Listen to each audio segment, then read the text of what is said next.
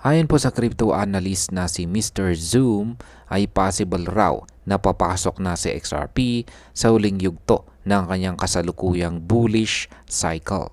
Ginamit niya ang Elliott Wave Theory para ipaliwanag na hindi na raw si XRP nasa Wave 3 gaya ng paniniwala ng ilan sa mga traders.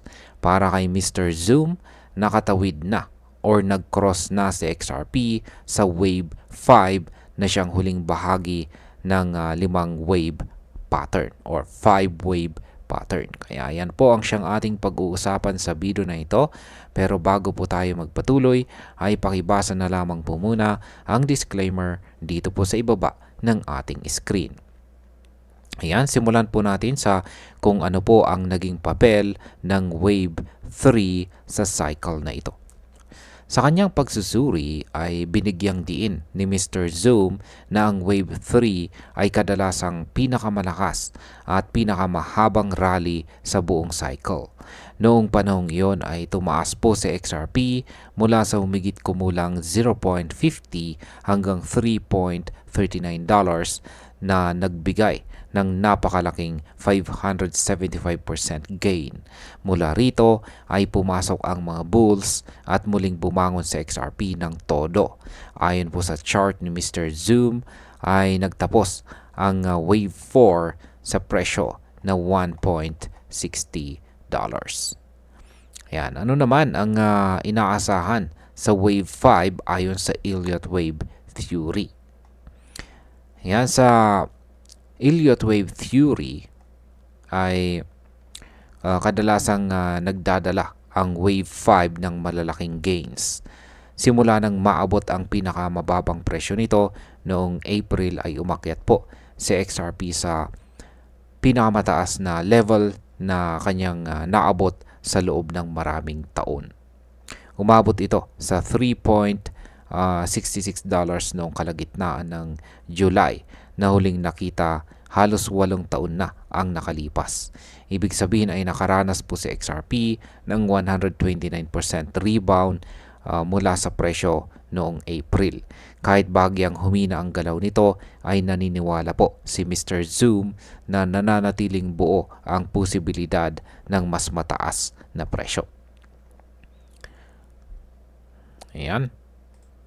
Ano naman po ang target price ni Mr. Zoom para sa huling rally? Ayan, ayon po kay Mr. Zoom ay posibleng dalhin ng huling rally sa XRP sa presyo na nasa pagitan po ng $7 hanggang $10. Sa kasalukuyang presyo na $3.31 ay nangangahulugan ito ng potensyal na pagtaas mula 111% hanggang 202%. Bagaman hindi po nito malalampasan ang lakas ng Wave 3 ay maaari pa rin itong magmarka ng pinakamataas na presyo sa cycle na ito.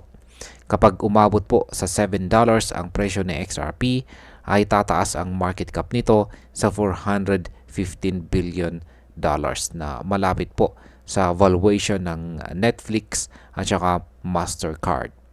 Samantala, kung umabot po ito sa $10 ay lalapit ang market cap sa $600 billion na halos kasing halaga ng Visa. Ngayon ay may iba pa bang analyst din na sumusuporta sa prediction na ito? Ayan. May iba pang mga analyst na gumagamit din ng Elliott Wave Theory para i-predict na lalampas sa $10 ang presyo ng XRP.